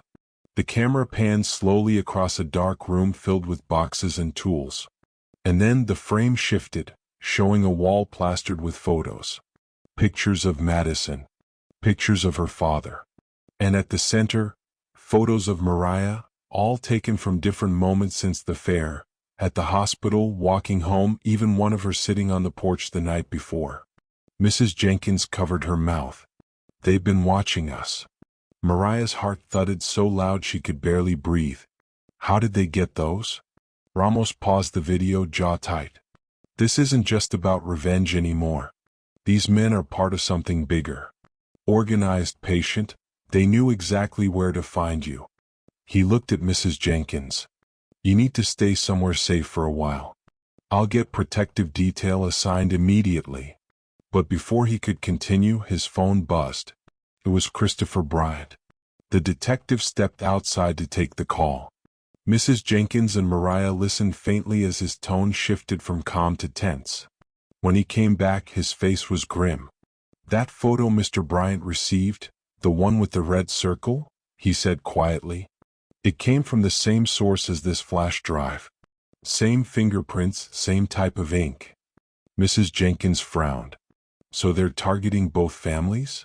Ramos nodded. "Looks that way. And I think I know why." He turned to Mariah. "The men who tried to take Madison, they weren't random kidnappers. They were hired. And whoever hired them thinks you saw something that could expose them." Mariah blinked. "But I didn't. I just saw their faces." "Sometimes that's enough," Ramos said grimly. That evening they packed a small bag each. The police arranged temporary housing, a safe house near the edge of the city. Mariah's grandmother tried to stay calm for her sake, humming softly as she folded clothes, but her hands kept trembling. Mariah paused in the doorway, glancing around their little home. It looked smaller than ever, the walls lined with family pictures, her school drawings taped to the fridge, the worn couch where they'd spent nights watching movies. "Grandma," she whispered, "what if we never come back?" Mrs. Jenkins turned and knelt beside her. "Then we'll make a new home, baby. A home's not walls, it's us." But deep down, she prayed silently that they would come back, that this nightmare would end before it swallowed them whole. Meanwhile, across town, Christopher Bryant sat alone in his office long after sunset. The city lights glittered below, reflecting off the glass walls, but he wasn't seeing them. He was staring at the flash drive Detective Ramos had sent him a copy of. He replayed the footage again, pausing on a detail most might have missed. A small logo printed faintly on one of the boxes in the background. It was a shipping label from Hastings Maritime, one of his own subsidiary companies. His stomach turned cold. It wasn't random at all. Whoever was behind this had ties to his business, maybe even someone inside his own organization. He grabbed his phone and called Ramos immediately. "Detective, I found something. You need to come see this." By nightfall, the Jenkins family had arrived at the safe house, a modest cabin surrounded by trees with a police car parked discreetly nearby. Mariah sat by the window looking out at the quiet woods. For the first time in days, she felt a small measure of peace. No reporters, no flashing lights, no ringing phone. Just the sound of crickets and the faint rustle of leaves. But just as her eyelids began to droop, she heard something faint, a soft buzz from her backpack. She opened it and found a small prepaid phone she'd never seen before. It wasn't hers. The screen lit up. A text appeared. "You can hide, Mariah, but we always find our way back." Her breath hitched. She stared at the glowing words, her hands trembling. The phone slipped from her fingers and landed on the floor with a soft thud. The safe house was supposed to protect them. But somehow the danger had already found its way there. The following morning, the air in downtown Chicago carried a different kind of buzz. Headlines screamed across newsstands and social media feeds. "Young hero saves billionaire's daughter from kidnappers." The city had fallen in love with the story of the brave little girl who risked her life for someone she didn't even know. Yet behind those glowing headlines, Layla felt strangely uneasy. She sat quietly at the breakfast table, poking at her pancakes as her mom scrolled through her phone, showing her all the positive comments. "Look, baby, people are calling you Chicago's angel," her mother said with a proud smile. Layla tried to smile back, but her heart wasn't in it. Something deep inside her didn't feel right. The story wasn't over, not for her. Later that day, the reporters came knocking again. Flashing cameras, microphones shoved toward her face, endless questions that blurred together. "How did you know the girl was in danger? What made you so brave? Did you realize who she was at that moment?" Layla's chest tightened. All she wanted was to forget that terrifying night, the shouting, the screeching tires, the girl's frightened voice. But the world wanted to keep replaying it. When the cameras finally left, Layla stepped out onto the porch for some air. The neighborhood was quiet again, but she noticed a sleek black car parked down the street. Its tinted windows reflected the sky like mirrors. It wasn't the first time she'd seen it. She swallowed hard. "Mom, do you know that car?" Her mother peeked through the curtain and frowned. Maybe it's just a news crew again." But deep down, Layla knew it wasn't. That afternoon, her phone buzzed with a call from Mr. Grant, the billionaire father of the blind girl Emily. He had invited Layla and her family to dinner at their mansion, a gesture of gratitude, he said. Layla didn't know how to feel. She was nervous, excited, and oddly cautious all at once. When they arrived at the Grant estate that evening, the gates opened like something out of a movie. The house was enormous, bathed in golden light, with marble stairs and a fountain glimmering in the driveway. Emily was waiting inside, smiling as if she could see through the sound of Layla's steps. "You came," she said, reaching out her hand. Layla took it gently, smiling back. Dinner was elegant but awkward. The adults talked about bravery and fate while the girls exchanged quiet glances. Layla could feel a tension in the air, a conversation happening behind the polite smiles. Then came the twist. As they were leaving, Mr. Grant pulled Layla's mom aside. "There's something I should tell you," he said softly, his voice heavy with secrecy. "We believe the kidnapping wasn't random. Someone close to us planned it." Layla froze. Her breath caught. "What do you mean?" her mother asked. Mr. Grant hesitated, lowering his voice even more. "It might have been someone inside the company. Someone who knew our routines, Emily's schedule, everything." Layla's stomach turned. The black car flashed through her mind. The same uneasy feeling returned, stronger this time. That night, back home, Layla couldn't sleep. She kept hearing those words, "someone close to us." Then, at exactly 2:17 a.m., a light flickered across her bedroom window. She crept to the curtain and peeked outside. The same black car was there again, engine running softly, lights dimmed. And this time she saw the driver. A man wearing a cap and dark coat, staring directly at her window before slowly pulling away. Layla backed away, her heart pounding so loudly she thought her mom would wake up. But no one did. She stood frozen in the middle of her room, every instinct telling her that something wasn't over.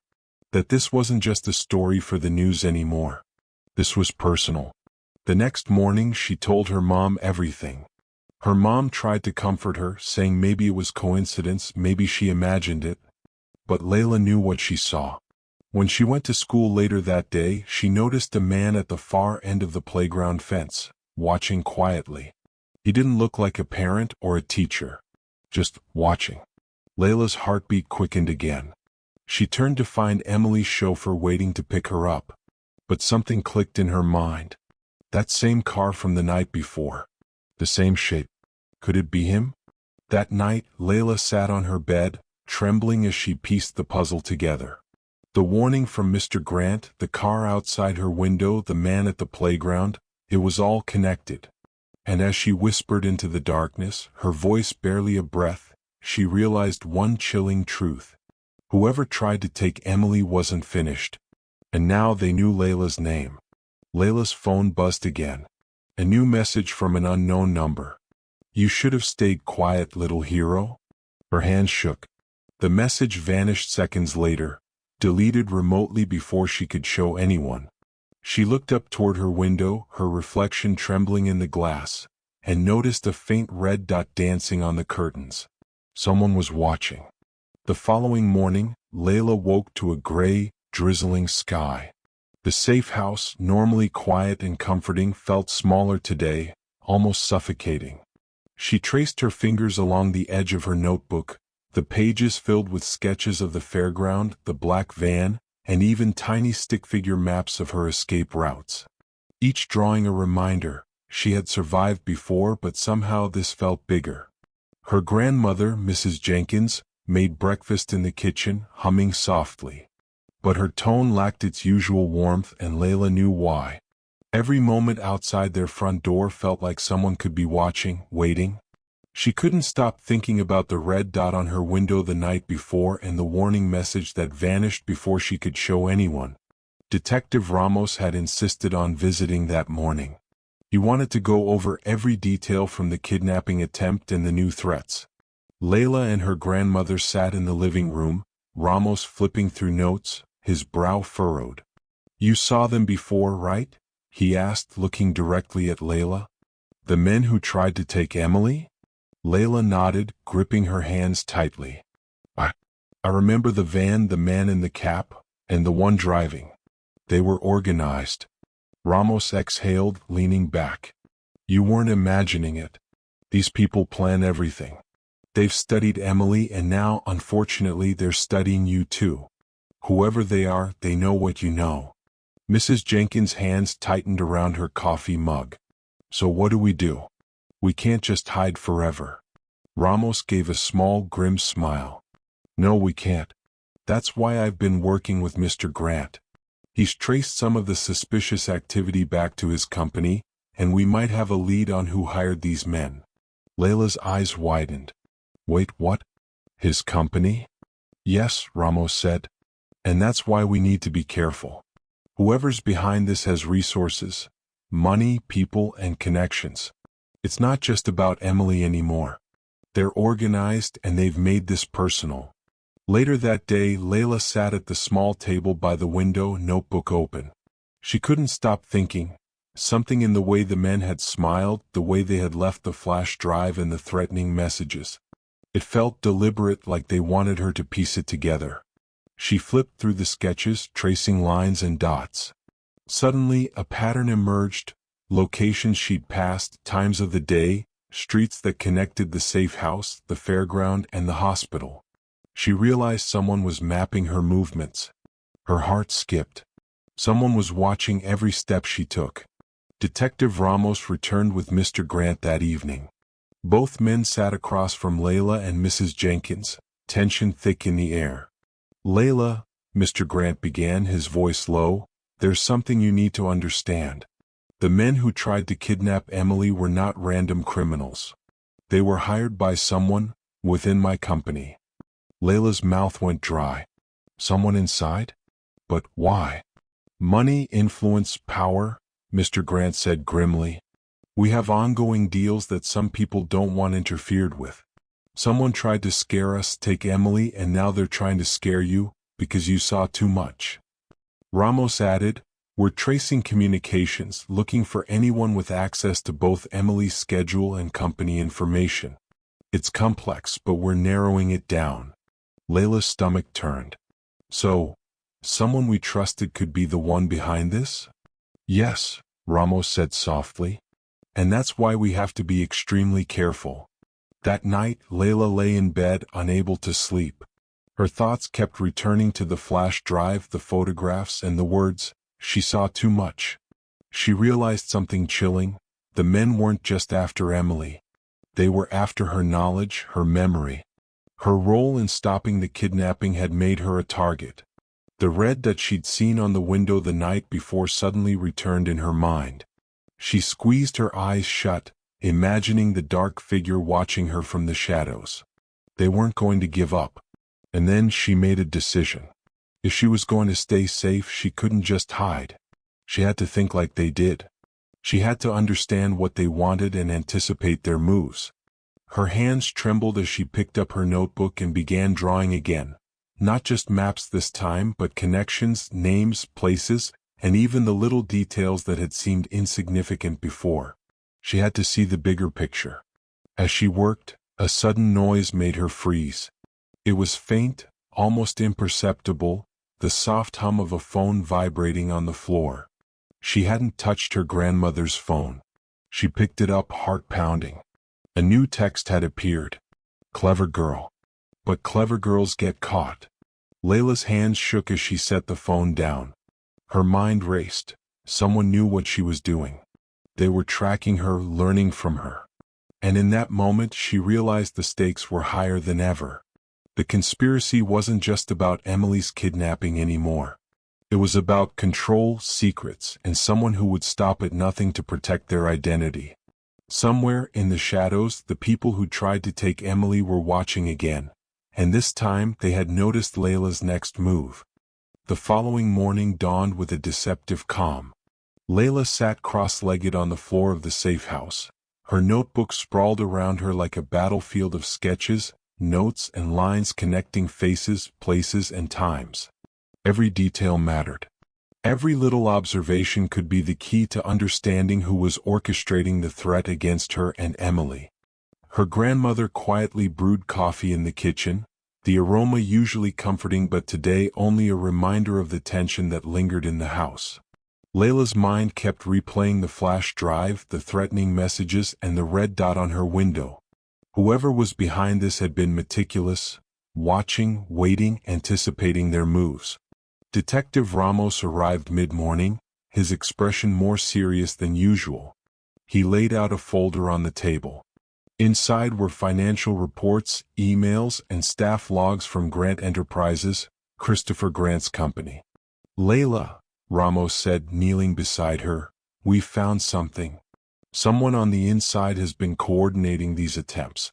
Someone who had access to Emily's schedule and sensitive company information. Layla's stomach tightened. But who? Who would do that? Ramos exchanged a glance with Mr. Grant, who had come along to review the findings. The billionaire's usually calm demeanor was replaced by a shadow of disbelief and concern. It's Marcus, Mr. Grant said finally, his voice strained. My chief of operations.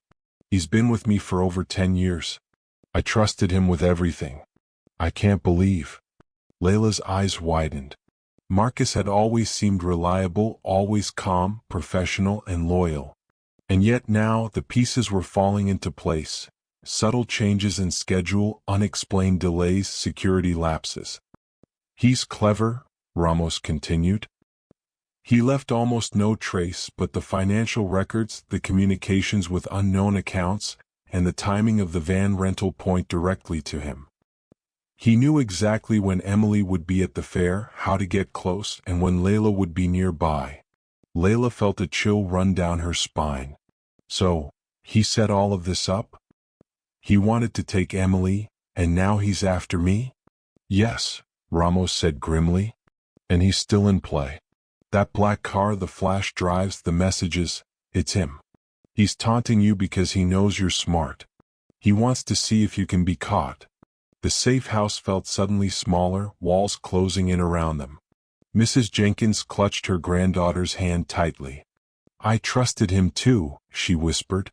How could someone so close? Layla swallowed hard. Her mind raced.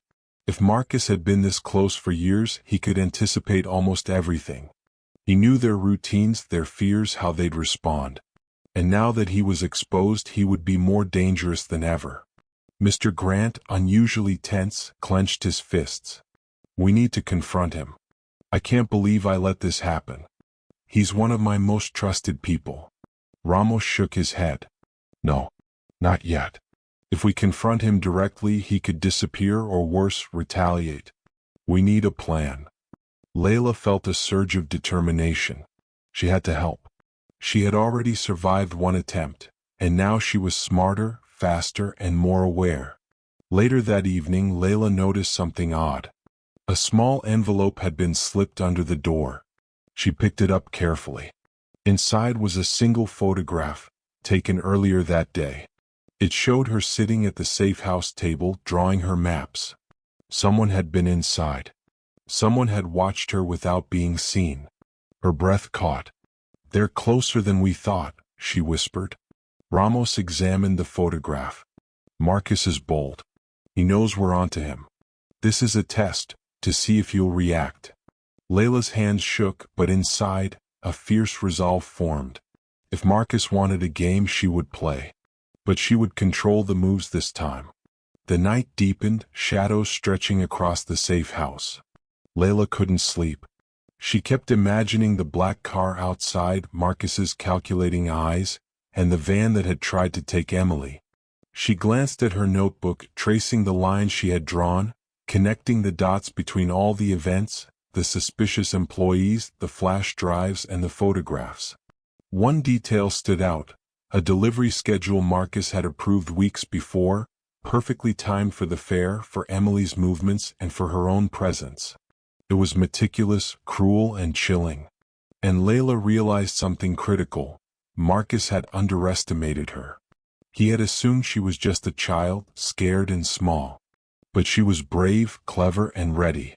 As the clock struck midnight, Layla whispered into the darkness, her voice steady. I see you, Marcus. And I'm not afraid. A sudden knock at the safe house door startled them. The police had no scheduled visits. Mrs. Jenkins froze. Layla peeked through the peephole, and her blood ran cold. It was Marcus, smiling. Calm. Too calm. The night air was thick and still around the safe house. Layla and her grandmother huddled near the window, listening as Marcus's footsteps crunched on the gravel outside. He moved with purpose, confident, almost taunting in the way he approached. Detective Ramos had stationed officers around the perimeter, but Marcus clearly knew the layout. His movements were calculated, deliberate, a professional who had spent years studying people, routines, and weaknesses. Mariah, sorry Layla, gripped her grandmother's hand tightly. Why is he here? She whispered. Mrs. Jenkins shook her head, trying to steady her own breath. To intimidate us, baby. He wants us to feel helpless. Ramos stepped forward, holding his badge in one hand and a flashlight in the other. Marcus, step away from the door. It's over. Marcus's smile widened, a cold, chilling grin. Is it, detective? You think this ends tonight?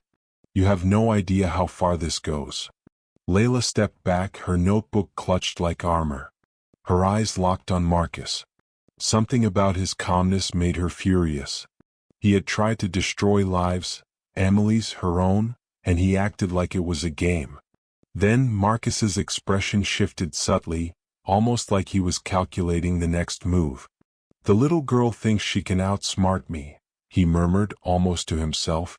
Suddenly, the black car that had been following them for days revved in the distance. Marcus's eyes flicked toward it, and for a split second he hesitated, just long enough for Ramos to bark orders. Move in. Ramos shouted. Officers closed in from multiple angles. But Marcus was ready. He lunged toward the back exit of the safe house, pulling a small device from his pocket, a flare or smoke bomb, no one could tell at first, and threw it to the ground. Thick smoke erupted, filling the yard. Visibility dropped to almost zero. Layla coughed and covered her face. Her grandmother grabbed her, pulling her toward the side entrance where officers were waiting. In the chaos, Marcus disappeared into the night. Ramos cursed under his breath. He's getting away. Layla's heart pounded, but somewhere deep inside, determination burned brighter than fear. She knew Marcus would come back. And when he did, she would be ready. The next morning brought little relief. Marcus had vanished without a trace, leaving only the smoke-stained yard and lingering dread behind. Layla could barely eat breakfast, her eyes constantly darting toward the street. Detective Ramos had organized a task force. They traced phone signals, reviewed traffic cameras, and even checked local surveillance footage. Each lead ended in frustration. Marcus was clever, methodical, and always one step ahead. Layla sat at the task force's mobile command center, notebooks and maps spread out before her. She pointed to patterns she had noticed: delivery routes, suspicious vehicle sightings, the timing of the flash drives and messages. Look here, she said, tracing a line with her finger. Every time they tried to reach Emily or me, it was within 30 minutes of a shipment from one of Grant's subsidiaries. Ramos leaned in, nodding. Good eye, Layla. That's a pattern we overlooked. Her grandmother watched quietly, pride mixed with anxiety. You're braver than I could ever imagine, she whispered. By afternoon, a lead came through, a warehouse on the outskirts of the city. Surveillance showed Marcus entering and leaving in short intervals, but the interior remained a mystery. Layla's pulse quickened. This was the first real chance to confront him, to see his operation firsthand. Ramos organized a team. Layla and her grandmother were escorted safely in an armored vehicle, the streets buzzing around them. Every red light, every passing pedestrian, seemed like a potential threat. When they arrived at the warehouse, the task force surrounded it silently. Layla peeked from the armored vehicle, heart racing. Inside, the camera feed showed crates, tools, and most terrifyingly, a large map with photos pinned in a web-like pattern. Her own face and Emily's were there, alongside other children she didn't recognize. Other kids? She whispered. Ramos frowned. It appears Marcus wasn't just targeting Emily and you. He's been planning bigger, a pattern. Layla swallowed hard. The situation was far larger than she'd imagined. The stakes were no longer just personal, lives were at risk. The team moved in, flashlights cutting through the darkness. Footsteps echoed as they approached, tension climbing with every heartbeat. Then, movement in the shadows. Marcus appeared, smirking, holding a small device in his hand. You really think you can stop me? He sneered. Ramos shouted, Freeze! Drop it. Marcus laughed, then bolted toward a back exit. The chase was on. Officers pursued, Layla gripping her grandmother's hand as the warehouse erupted into chaos. Crates tumbling, alarms blaring, and Marcus's shadow weaving through the dim light. Layla realized something terrifying. Marcus had been anticipating every move. But she had one advantage he didn't. She had learned to think like him. She had noticed patterns, anticipated his routes, and now she could guide the team closer. The chase led them through narrow alleyways and dark streets. Marcus ducked behind parked cars, sprinted across rooftops, and even used hidden passages near the docks. Every corner he turned, the team adjusted, guided by Layla's observations. Finally, in a tense standoff near the water, Marcus realized escape was impossible. He paused, breathing heavily, eyes calculating. Layla stepped forward slightly from behind Ramos, whispering, "It's over, Marcus. There's nowhere left to run." He laughed again, but this time it was hollow. "You think this ends here?" he muttered, before disappearing momentarily into the shadows, leaving everyone uncertain whether he had truly been captured or had escaped once more. The sense of victory was temporary. Layla knew this battle wasn't over. Marcus was clever, resourceful, and now fully aware that she was not a child to underestimate. The morning after the chase, the city felt different, sharper, more dangerous. Even the hum of traffic seemed to carry tension. Layla sat at the edge of the safe-house bed, staring at her notebook. Marcus had escaped again, and the knowledge that he was still out there gnawed at her. Every shadow, every unfamiliar sound felt like him. Her grandmother, Mrs. Jenkins, placed a gentle hand on her shoulder. "You did so well, baby. We're lucky you're safe." Layla shook her head. "Safe doesn't mean he's gone. He's planning something bigger. I can feel it." Mrs. Jenkins swallowed hard, her lips trembling. "Then we'll face it together. Whatever comes." Detective Ramos had spent the night coordinating with Mr. Grant and his security team. Marcus had left traces of his route during the chase. A few tire marks, fingerprints, and minor surveillance errors. These were all minor clues, but they confirmed something Layla had suspected. Marcus was becoming reckless, possibly desperate. "This isn't going to get easier," Ramos said, flipping through his notes. "He's aware of our tactics. He knows we're anticipating him, which means he's going to escalate. We need to stay one step ahead." Layla leaned forward, her mind racing. "Then we need to predict his next move. Look at the patterns, the times he struck, the messages he sent, the way he followed Emily's schedule. There's always a method." Ramos nodded. "Good. Let's map it out." By mid-afternoon, new evidence had arrived. A photograph of Emily alone in the Grant estate garden, taken without the family's knowledge. Someone had been inside, someone still close enough to spy on them. Layla's stomach churned.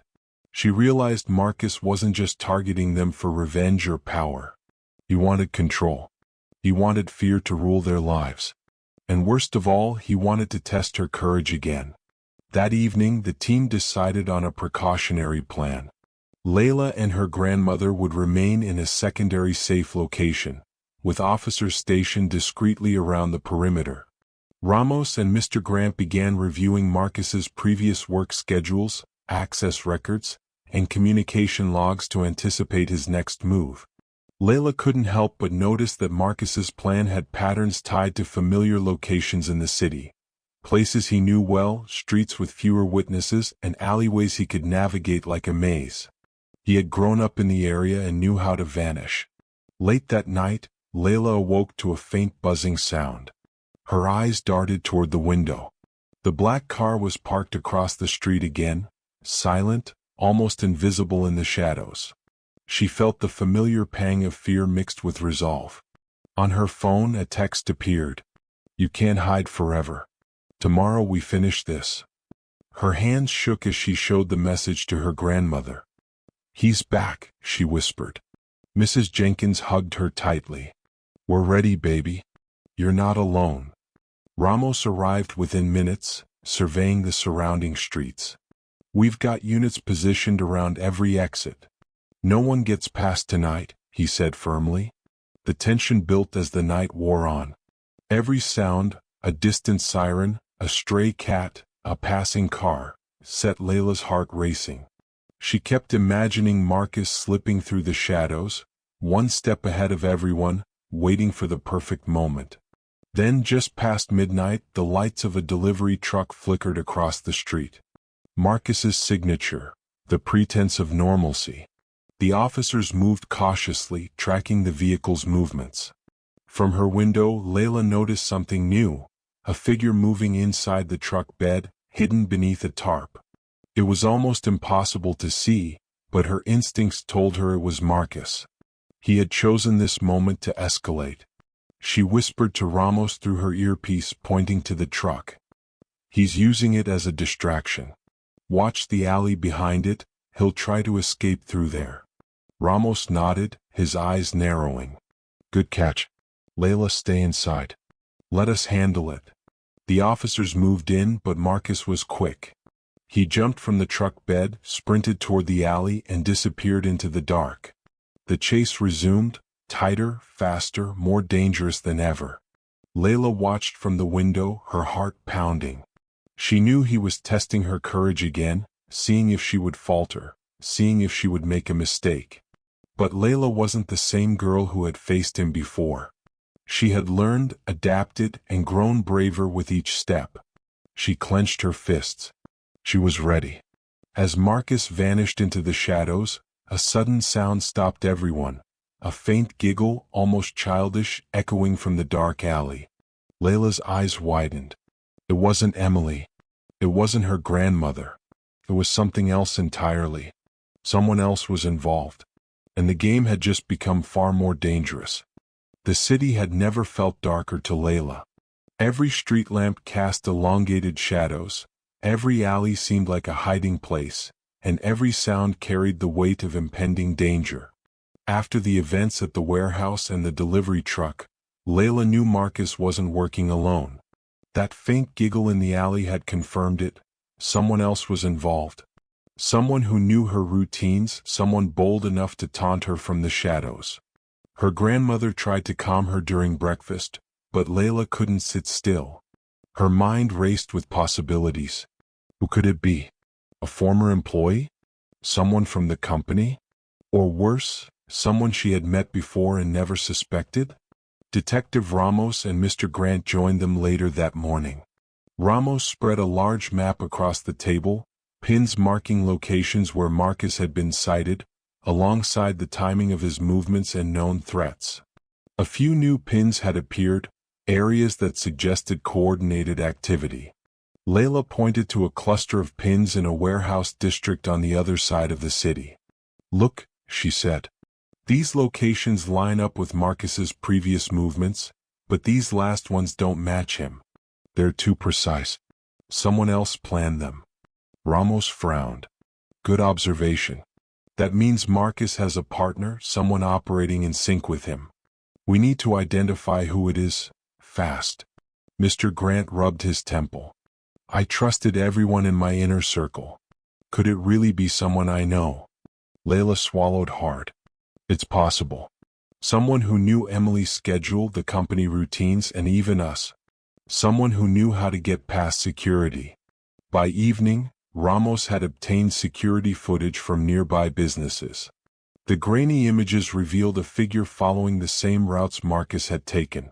Smaller, younger, and moving with surprising agility.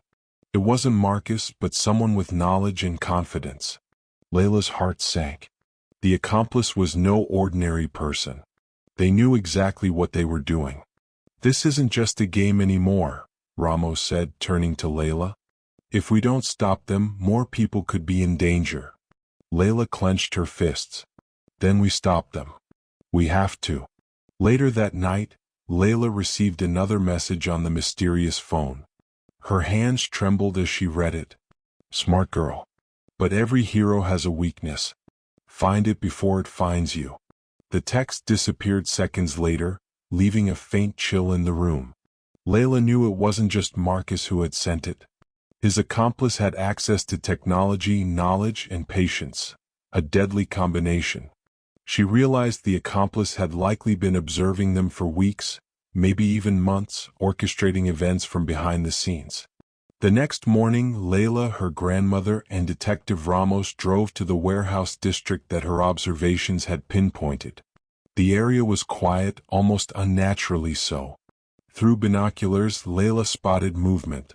Someone crouched near the rooftop of an abandoned warehouse, scanning the streets below. The figure was small, nimble, and unmistakably skilled in stealth. Ramos signaled the team. "That's our accomplice. Prepare to move in quietly." Layla's heart pounded. She knew that confronting Marcus's partner would be different from anything before. The accomplice was unpredictable, highly observant, and likely to have contingencies. As the team advanced, Layla noticed a flash of recognition. The accomplice's stance, their hand gestures, even the way they surveyed the environment. Her stomach dropped. It was someone she had met before, someone she had trusted. The realization hit her like a thunderbolt. Marcus had manipulated not just her, but the people around her. Someone close to the Grant family, someone she had never suspected, was helping him orchestrate the chaos. Suddenly, the accomplice moved swiftly toward a side exit. Ramos and the officers gave chase. Layla and her grandmother followed cautiously, heart racing. The chase led them through narrow alleyways, abandoned buildings, and dark corners of the city. The accomplice's agility was astonishing. They dodged, vaulted, and disappeared with almost supernatural precision. Finally, in the shadows of an old shipping yard, the accomplice paused. Layla stepped forward, her voice steady despite the adrenaline surging through her. "Why?" she asked. "Why help him? What do you want?" The accomplice turned slowly, revealing a familiar face, someone from the Grant Estate's trusted staff. A gasp escaped Layla. Betrayal had never felt so bitter. The accomplice smiled coldly. "You think this is about Emily? About money? No, little hero. This is about proving who really controls the game." Layla's hands shook, but her resolve hardened. "I won't let you win. Not now. Not ever." The accomplice's eyes narrowed, and for the first time, a flicker of uncertainty appeared. Layla realized that her courage, intelligence, and observation skills had begun to throw them off balance. Suddenly, a loud metallic clang echoed across the yard. The accomplice froze. Marcus appeared from the shadows behind them, smirking, holding a small device in his hand. "You didn't think I'd let you corner my partner without me, did you?" he said, his voice low and menacing. Layla's heart leapt. She was outnumbered, outmaneuvered. But for the first time she felt a surge of determination, a quiet fire that told her she could face anything. She whispered under her breath, "This ends tonight." The night was black and silent, broken only by the distant hum of the city. Layla stood at the edge of the shipping yard, heart hammering in her chest, notebook clutched tightly. Every plan, every observation, every instinct led her to this moment, the confrontation with Marcus and his accomplice. She had survived fear, chaos, and betrayal, but now the stakes were higher than ever. Her grandmother, Mrs. Jenkins, stayed behind a stack of crates, trembling but resolute. Detective Ramos and the task force were spread strategically across the yard, flashlights slicing through the darkness. Mr. Grant's presence added a strange mix of authority and tension, his eyes never leaving the shadows where the two adversaries waited. Marcus stepped forward first, flanked by his accomplice. His smirk was cold, confident, but Layla noticed something she hadn't seen before, a flicker of doubt in his eyes. He had underestimated her, the same little girl he had tried to intimidate. And now that miscalculation would cost him. "You really think you've won?" Marcus's voice echoed across the yard. "I planned every move, every escape route. You're nothing but a child in a game you don't understand." Layla stepped forward, shaking slightly but determined. "I understand more than you think. You underestimated me, and you underestimated courage." The accomplice sneered, circling toward a nearby container ready to flank her.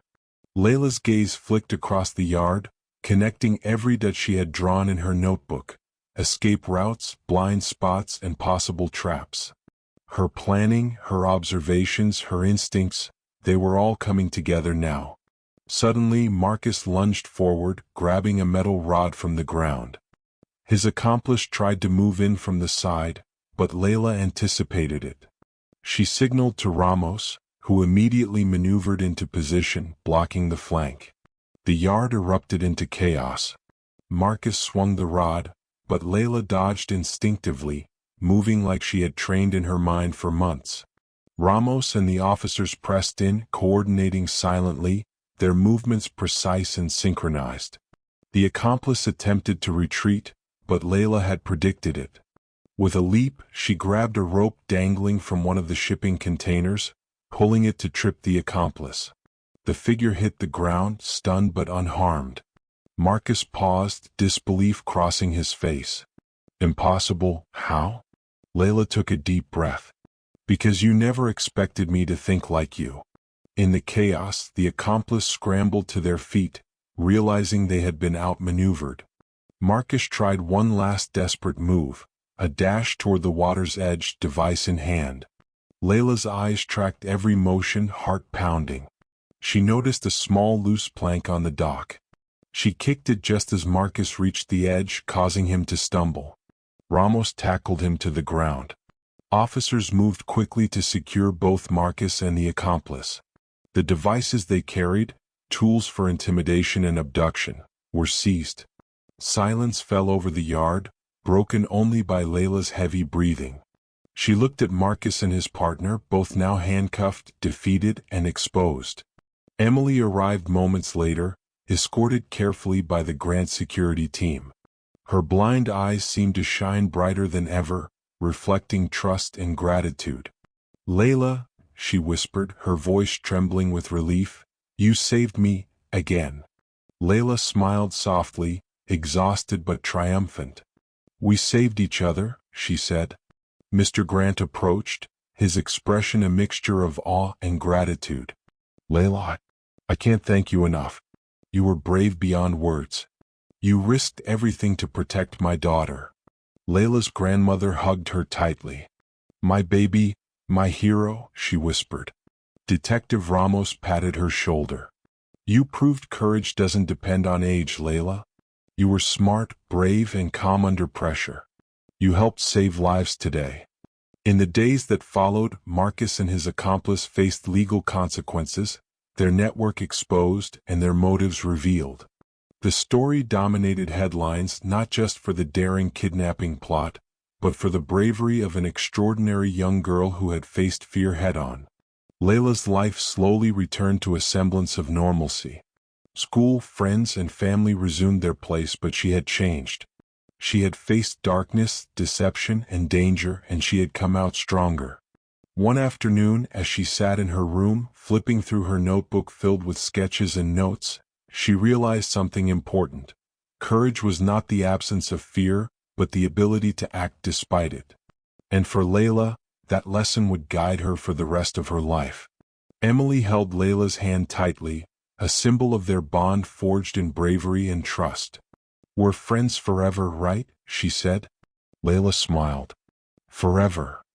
As the sun set over the Chicago skyline, Layla felt a quiet pride.